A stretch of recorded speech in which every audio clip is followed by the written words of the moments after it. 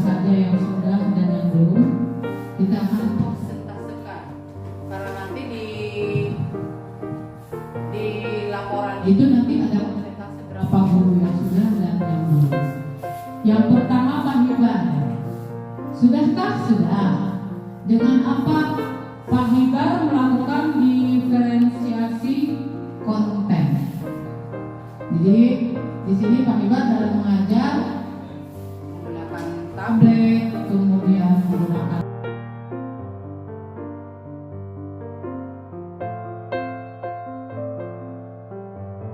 angin, apa hewan, konten. Prosesnya gimana? Enaknya bagaimana nih? Apakah mau kelompok ataukah mau pakai apa nih biar kamu tertarik dan menyenangkan dari tadinya?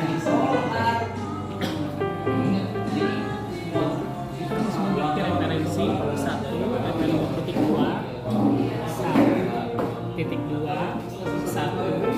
tes diagnosis, diagnosis. Yang kedua adalah nilai raport.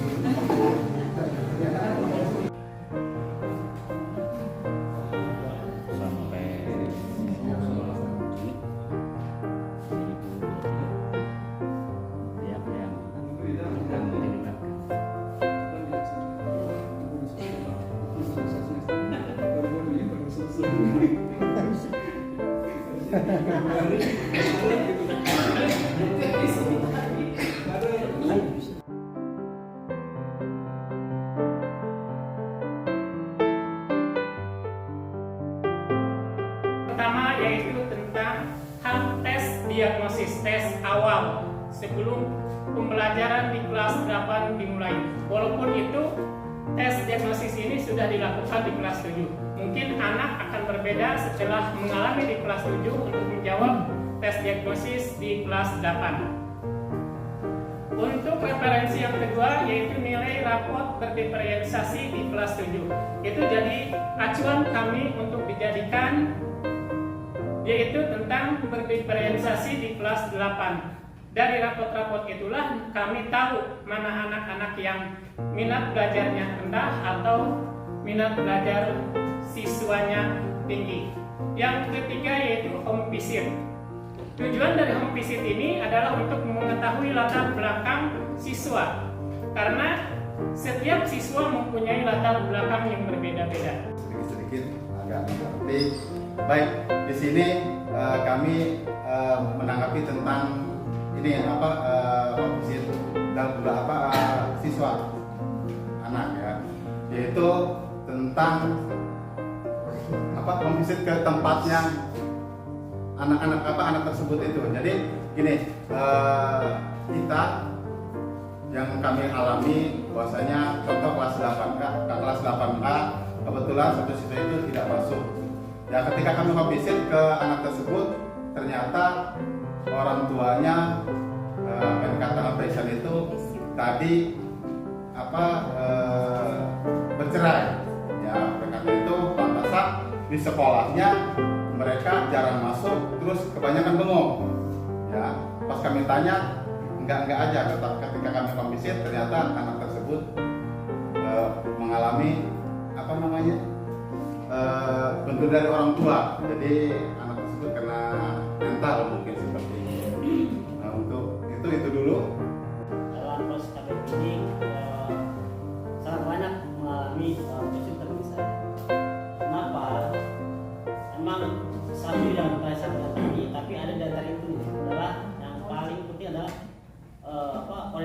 ke depan nggak tahu ya gimana.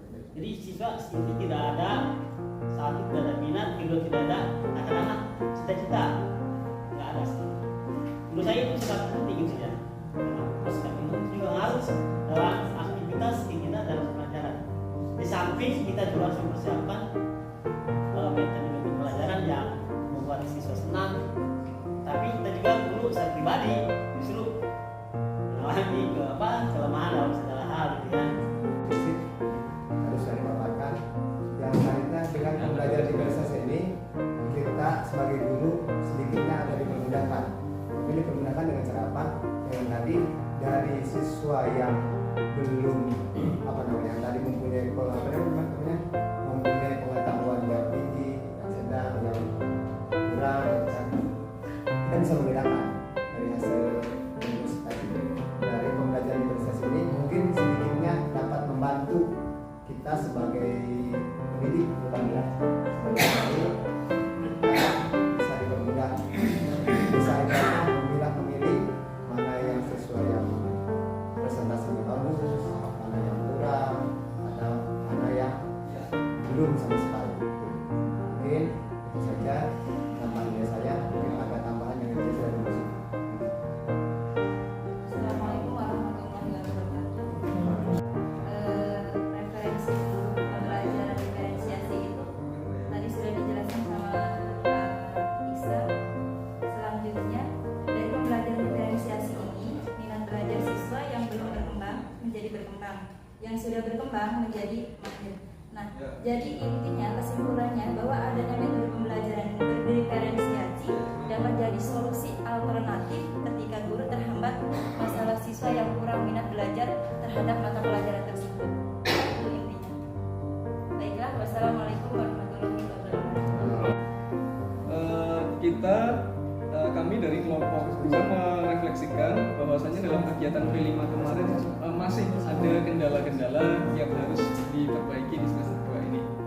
Di antaranya yang pertama terkait efektivitas kegiatan proyek. Karena pada semester 1 kemarin kita melaksanakannya kegiatannya dengan sistem blok selama 1 bulan, dan kami rasa sebagian dari kami yang juga sebagai koordinator itu merasa waktunya itu terlalu singkat atau terlalu pendek. Harapannya nanti mungkin di semester 1 yang akan datang itu nanti bisa sistemnya dalam 3 tahun, mungkin satu proyek berapa bulan gitu. 1 bulan, 3 bulan atau berapa, jadi supaya berkelanjutannya itu panjang. Jadi semester 1 mungkin dilaksanakan 1 atau 2 proyek, atau mungkin 1 proyek bisa. Jadi proyek yang lainnya bergantian di semester selanjutnya, supaya tidak ada kekosongan jam atau jam-jam yang sudah habis lah seperti itu.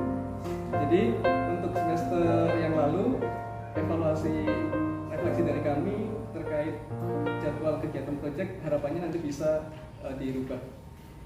Kemudian yang kedua, untuk kegiatan proyek karena kemarin ada kegiatan marawis, batik, kemudian kegiatan yang ketiga itu gaya hidup berkelanjutan, ada evaluasi untuk keikutsertaan peserta didik atau siswa itu terkadang tidak secara keseluruhan itu bisa fokus mengikuti karena terbatasnya peralatan yang ada, misalkan kayak marawis itu kan hanya ada dua peserta, siswa yang tidak bergiliran karena nanti dilaksanakan blok 7A, 7B, 7C, jadi dirasa itu waktu menunggunya itu jedanya terlalu panjang dan mereka yang menganggur ini terlihat jenuh dan akhirnya tidak fokus untuk belajar. Praktik, yang kedua pendidikan lokal, marawis dan qasidah, yang ketiga itu adalah gaya hidup berkelanjutan, yaitu atau disebut dengan manfaat sampah ya. Tadi disampaikan oleh Bapak Manggar, sebetulnya hasil diskusi kita semua tadi sudah tersampaikan. Nah, kami hanya menambahkan tentang kegiatannya pun kegiatan proyeknya dibuat dengan skema per kelas. Dalam 1 minggunya itu sistem blok tema P5. Setiap minggunya sesuai dengan jadwal proyek di tiap kelas, munculnya setiap kelas A, setiap B, dan C itu kelas A itu 7A itu seperti Marawis dan Pesidah, B itu adalah membatik, dan C itu adalah apa namanya? Ekobrit, ya, sampah. Nah, di situ di tiap kelas-kelas itu dari jam 7 sampai jam 10 itu adalah kegiatan proyek aja. Terima kasih. Skema kelompok dua kelompok kami untuk jadwal proyek. Seperti diketahui bahwa tema proyek kita yang kali ini adalah masih tiga tema. Namun kita di sini memberi penguatan berupa konten, namanya konten penguatan. Artinya di tiap pekan itu tadi seperti yang Pak Ojo katakan, setiap guru menanggung jawab pelaksanaan proyek ini dari guru mapel masing-masing ini memberikan konten penguatan sehingga nanti karakter anak-anak ini diharapkan tumbuh muncul melalui apa? Melalui materi-materi yang kita berikan. Karena kan materi-materi konten yang kita berikan untuk penguatan proyek ini adalah materi-materi sebenarnya sisipan yang tidak ada secara inti di konten pelajaran. Gitu. Jadi semacam ini pengetahuan umum lepas yang kita sisipkan, yang kita induksikan di dalam materi pembelajaran. Gitu. Nanti bantuannya pada Pak Bambang untuk menyusun jadwal ini nanti sebaiknya bagaimana, dan karena kan bulan Maret kita PTS ya, artinya kelompok atau per kelas di sistemnya di blok segala macam. Di sini saya cuma menambahkan intinya supaya siswa itu jangan acak-acakan ya. Kalau kemarin siswa banyak yang keluar dan segala macam, ini di per kelas misalkan proyek itu tadi sudah dibahas, satu kelas itu satu proyek, kemudian masing-masing guru proyek tersebut memberikan materi sesuai dengan mata pelajaran masing-masing, disesuaikan sehingga anak tersebut tidak ada yang keluar. Intinya seperti itu, perubahan dari yang kita refleksi dari awal dari semester 1, semoga untuk semester 2 ini ada perubahan. Mungkin itu saja. Di kelas 7A, kemudian kearifan lokal di kelas 7B, terus gaya hidup berkelanjutan di kelas 7C. Misalkan minggu ini, besok misalkan Pak Mangkan di kelas 7A, kemudian Pak Budi di kelas 7B, Bu Siti yang koordinator di kelas 7C. Nah, untuk minggu yang akan datang kita rolling. Jadi Pak Mangkan di kelas B, Pak Budi di kelas C, Bu Siti ada di kelas A. Jadi tidak selalu di kelas 1. Jadi tiap-tiap minggu ini selalu berubah. Jadi walaupun misalkan minggu ini ada metode tadi untuk yang KBM, tapi kan di minggu yang selanjutnya itu kita karena memang diatur per tanggal, per hari Kamis untuk yang 1 jam itu memang ada yang bentrok, tapi di minggu yang akan datangnya tidak ada jam di kelas 7 itu. Saya bisa mencetuskan pendapat kalau kita ingin bisa masuk ke PMM, kita langsung aja ya, nanti langsung baik. Kalau kita ingin bisa membuka dan masuk ke PMM, salah satu syarat adalah bisa meluangkan waktu dulu. Jadi sewaktu di rumah ada beberapa menit kita manfaatkan untuk membuka platform dengan materi. Apakah itu hanya membuka videonya atau mungkin membuka refleksinya atau pertanyaan-pertanyaan yang lain. Tapi kadang-kadang ada yang suka lucu. Begitu saya buka refleks di rumah ada WA masuk. Bunyinya kok segitu. Saya lihat dari lucu. Hanya bunyinya ada apa ya? Ada 10 tema